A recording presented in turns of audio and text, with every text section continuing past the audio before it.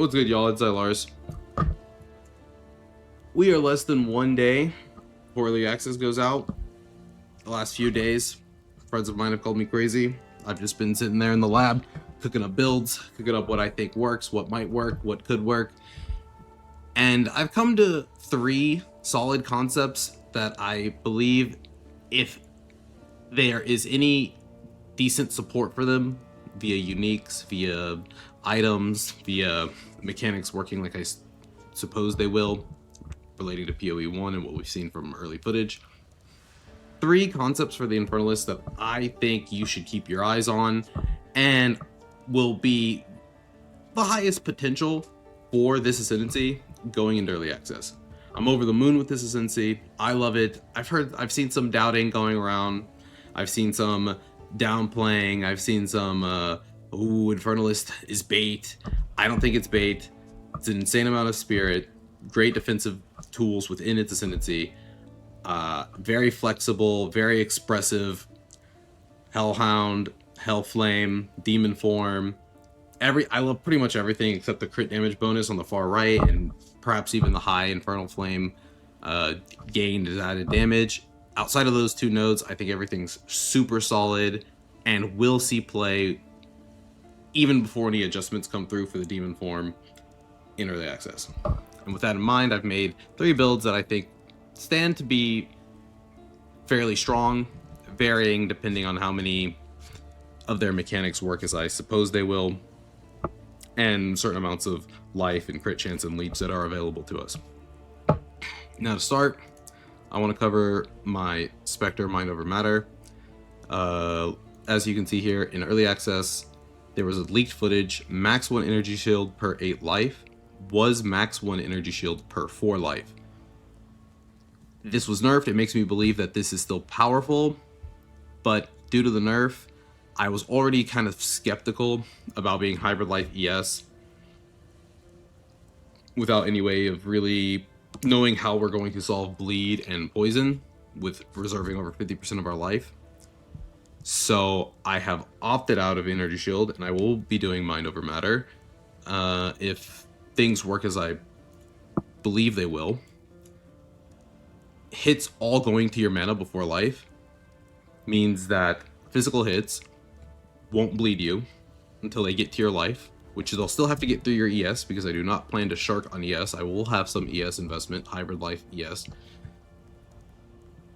but not going to be gaining per, like, what is it, 1 energy shield per 8 maximum life. Yeah, we're gonna go for the mana instead, because I can't skip on the Hellhound. It's too good. It's a 6 linkable non-spirit reserving minion in a minion army type build. I don't think you can really skip this. The Mom is a strong defensive layer. Things that do not hit your life directly will not bleed you.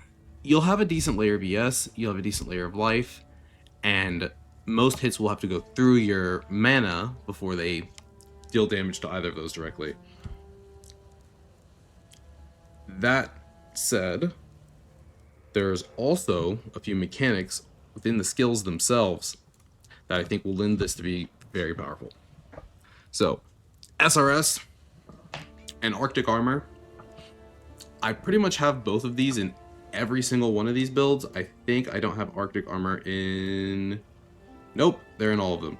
SRS and Arctic Armor. Okay.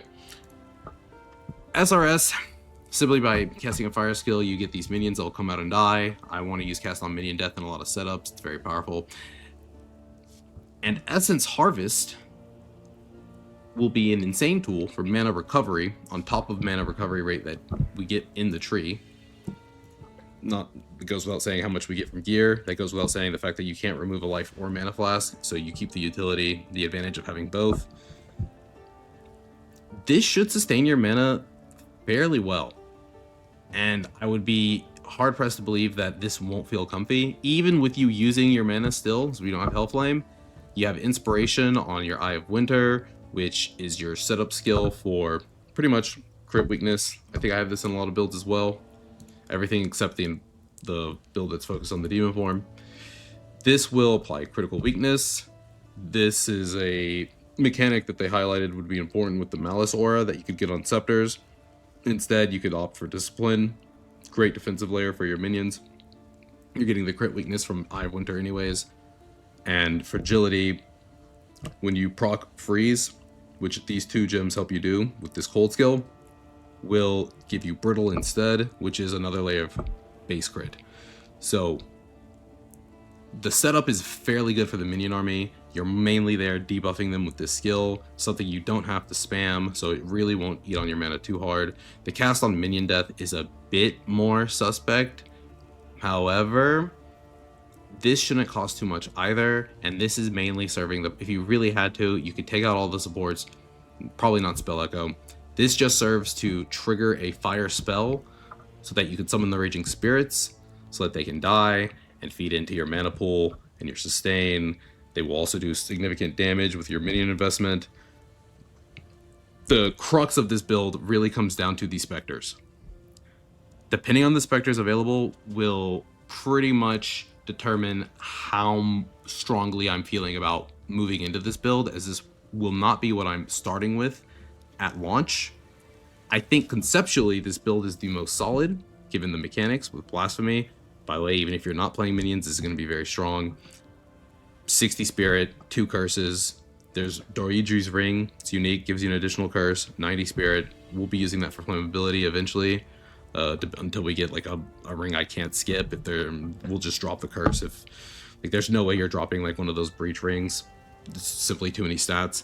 If there's no other way than an additional curse, then we'll feel it out when we get there. But I can't see myself keeping that unique. It looks awful. Doridri's Ring.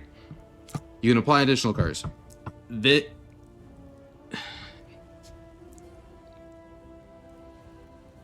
That's a ring. That is certainly a ring. So will be good for flammability early on, especially if this is a common ring. I can't imagine it being that rare with that being all that's on it. If it is, we're in for a world of pain in PoE 2. But yeah, that's pretty much the concept. This should work. Remove however many supports you need to. Can't really socket the Hellhound here. You will be able to socket that. We'll probably move things around for that. But the general idea here, debuff, curse auras, whatever Spectres we have is whatever the extra links will be here. Raging Spirits for sustain, extra damage. Cast on Minion Death for Firestorm. Arctic Armor, less fire, less physical per stage. Not sure if this only applies to melee attack, but if it applies generally, then as long as you're not getting hit, all of the damage mechanics that you're taking, fire for instance, from or the fire and physical, this will drastically help with physical, since we simply don't have a lot of the armor nodes. We have a little bit, but not a lot of the armor nodes that are down here. And it will also drastically help with all the damage, elemental damage that we're converting to fire. Hopefully we have more sources to convert even more of it to fire, and if we can convert all of it to fire, then we can simply ignore the other 2 resistances completely. Not too confident on another 80% of conversion existing in PoE 2, but if it does, that'll be amazing. Which is true for pretty much the next 2 builds as well. CI Zombie Explode. Now I've seen SRS Minion Instability Loop. I've seen people talking about it.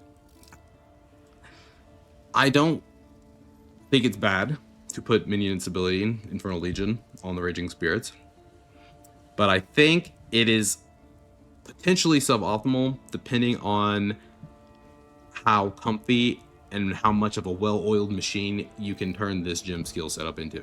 Second build, these are the nodes I would opt for, and the reason is this Ascendancy, the only real way you can tackle CI is with this setup.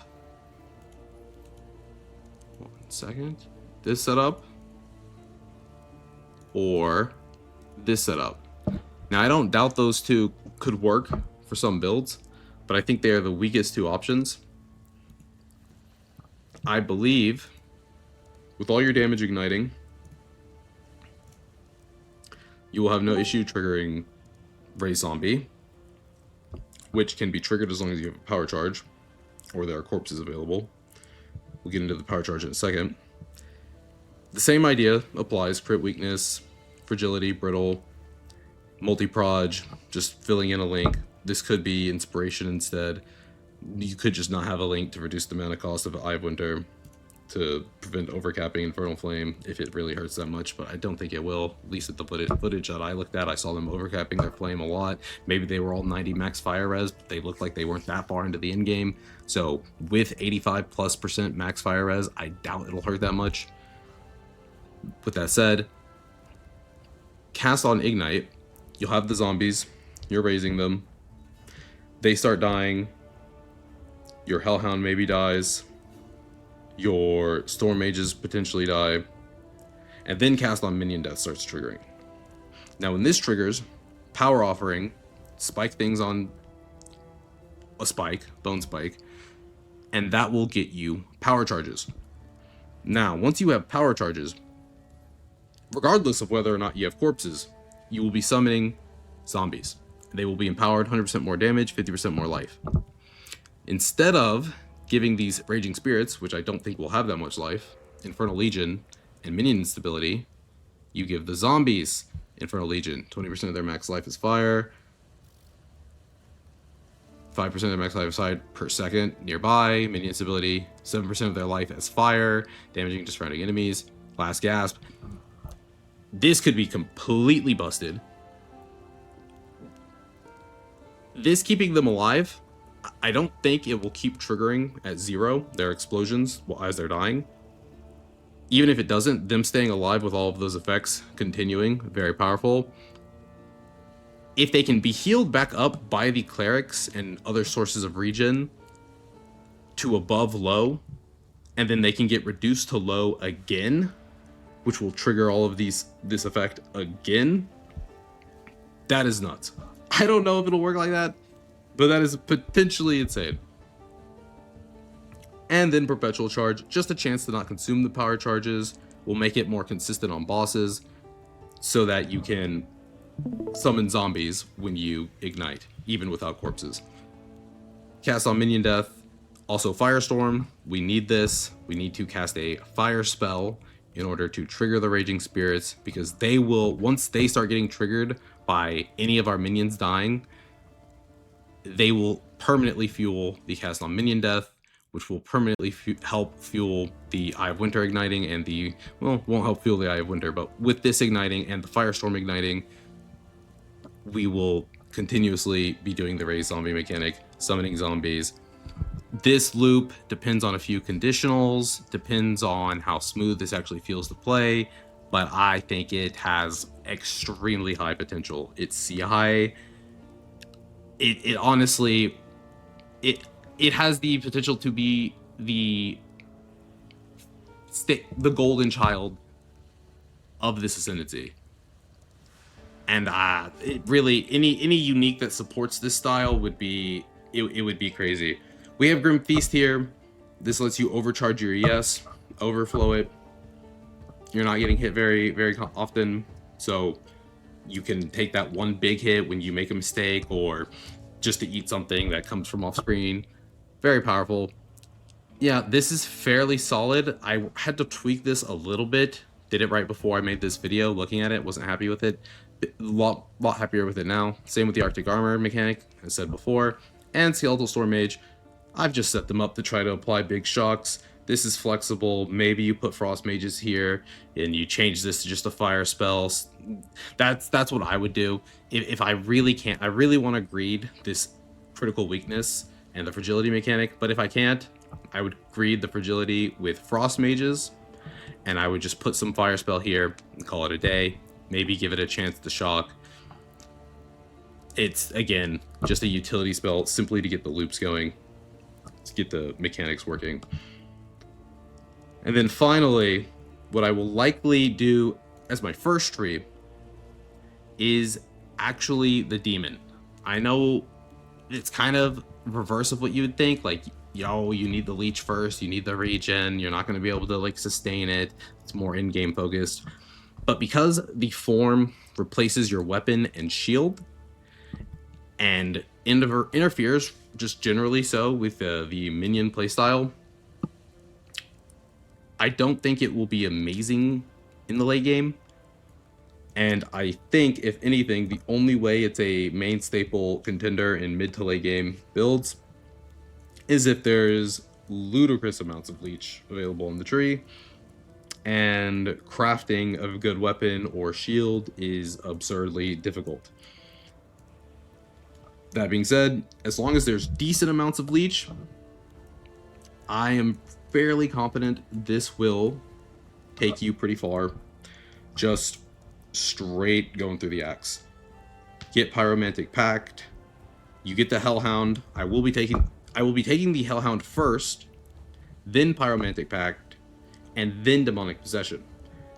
When I do my final Ascendancy, I will take maximum 10 Demon Flame.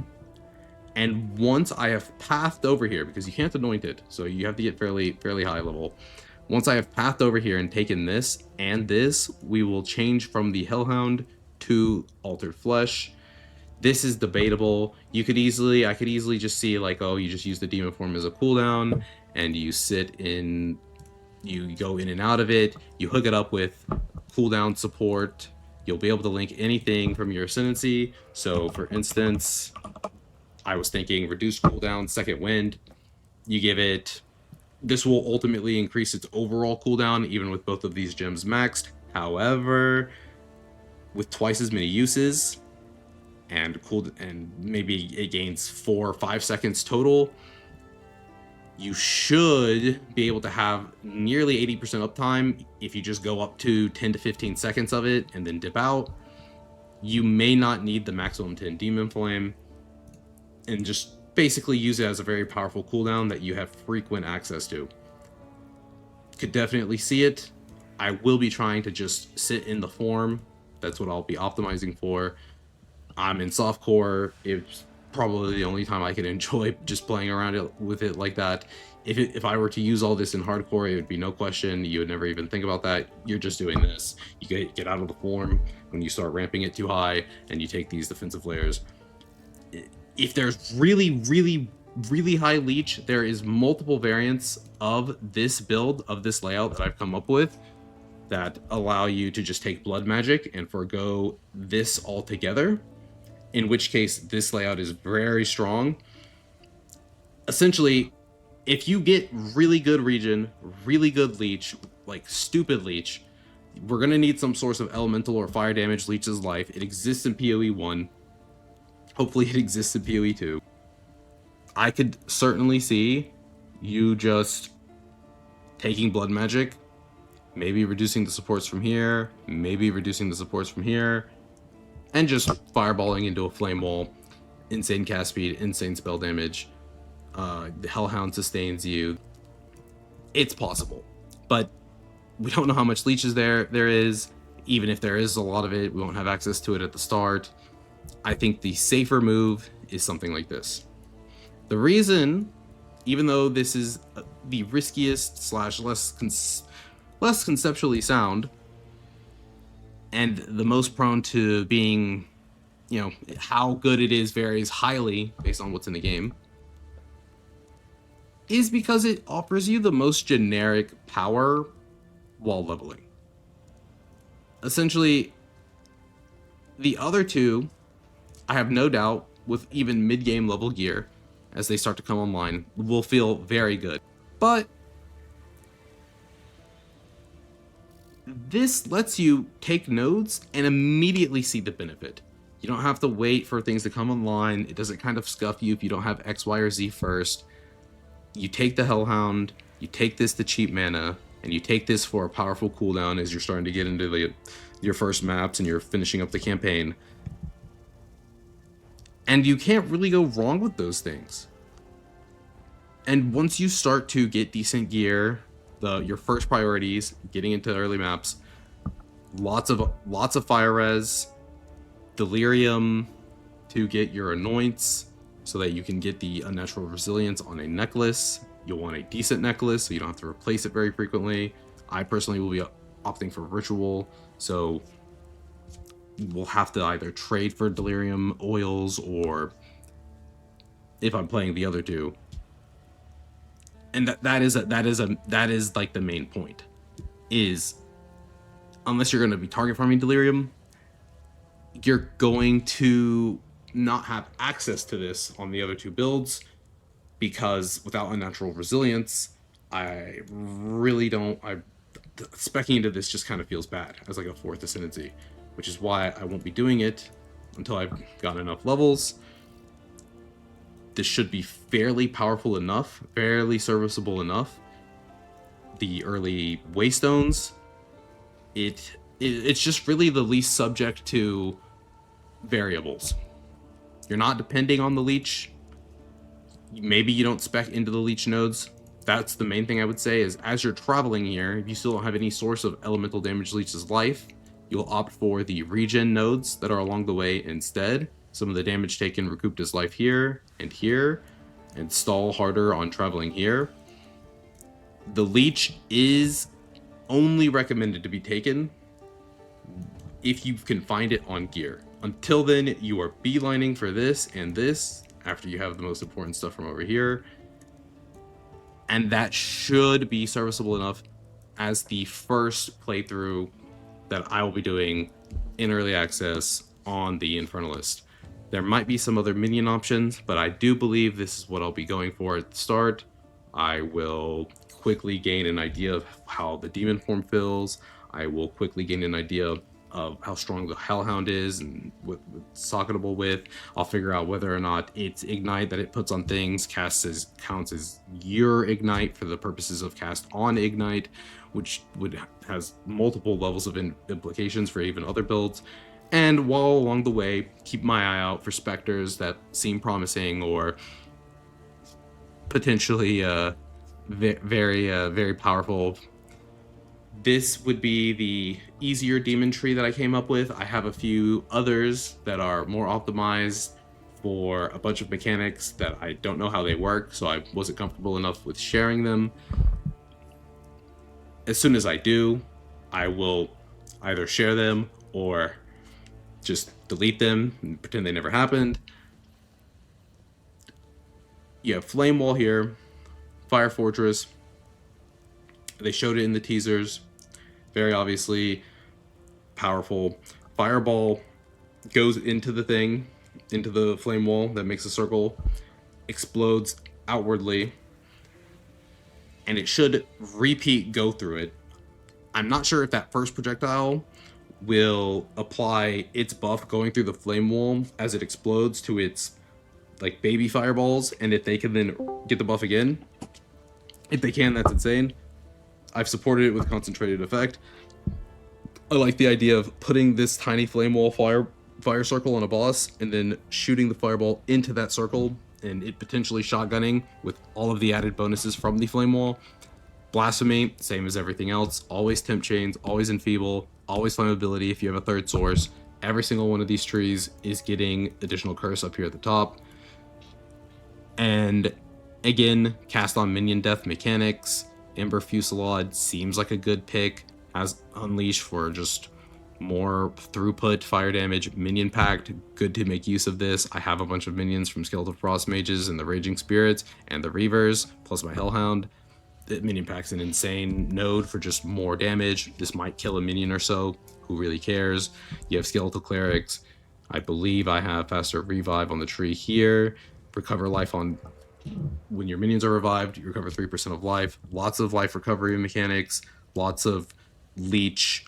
Will opt for more regen as I'm pathing here instead of leech, since I don't plan to have leech mechanics until at least like mid-tier maps is usually when you could start finding it in PoE 1. I believe you need to get temple necklaces from the Ottawaddle Alva mechanic, the incursion mechanic, that would have like fire damage leeches life, elemental damage leeches life.